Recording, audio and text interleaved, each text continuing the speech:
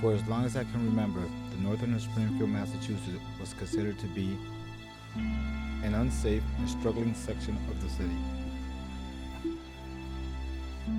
In the early 90s, an increase in gangs, drugs, and violence within the community became a low point for the good citizens of the North End.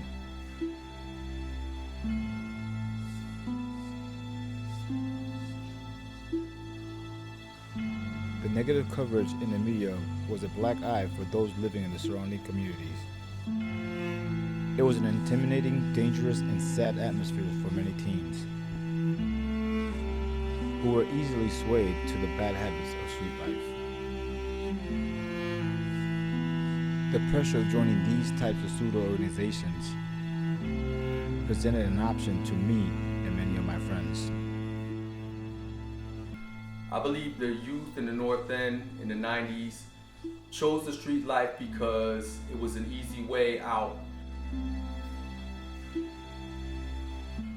Proposition 2.5 killed all of the athletic programs in the middle schools.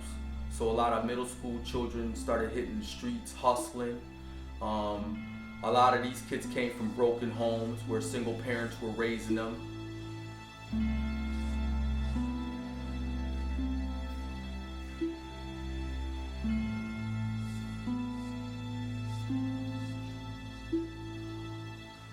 So as gangs increased in the North End in the 90s, so did the violence and the drugs. You have to understand that when gangs come into a neighborhood like the North End, which is predominantly gang infested and drug infested, every gang wants to control the drug game. In order to be able to sell drugs in the North End, the gang has to cause what I say problems, shootings, assaults, so on and so forth. One of the things that I admire about Ricky, myself personally, is the obstacle in life that he had to overcome. He had the loss of family members, the pressures of the street, not only the gang pressure, but also the drug pressure. In the spring of 1985, my family and I suffered an unexpected tragic event. The passing of my only 3 sisters in an accidental fire. It was devastating to my family and uniquely impacted everyone's life. At the time, Edith was only 12. Darlene, 8. And Janera, 3.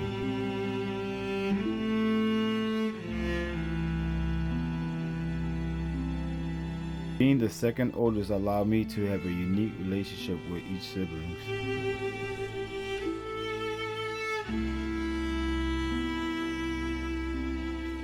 The combination of my loss and the pressures of street life made it hard for me to grow as an individual.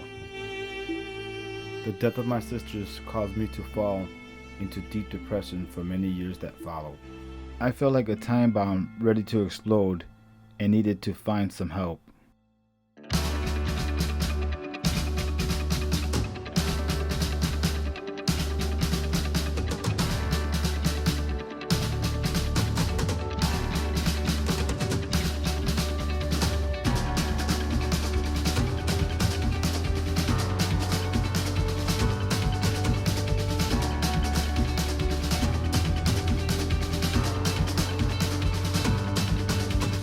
The first time I met Ricky, I didn't think he was going to be a very good football player. He proved me wrong with his athletic ability and his hard work, and it only took him a couple of days. He had complete knowledge of the playbook. What sets Ricky apart as a football player is his courage. He has no fear. Anything I ask him to do, he would do it. Catch a ball across the middle, lay a block against somebody twice his size. It didn't matter. No back talk, no questions. He just went out and did it. He was a perfect player and a perfect captain.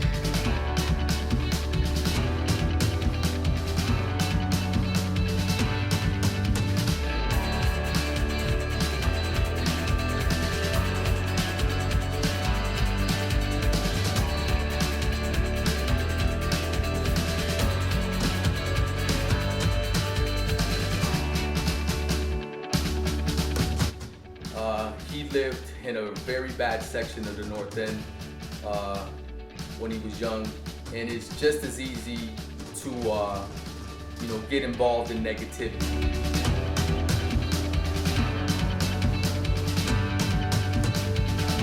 And for him to show that dedication and have that avenue of semi-pro football for him to follow, it made him into the person that he is today.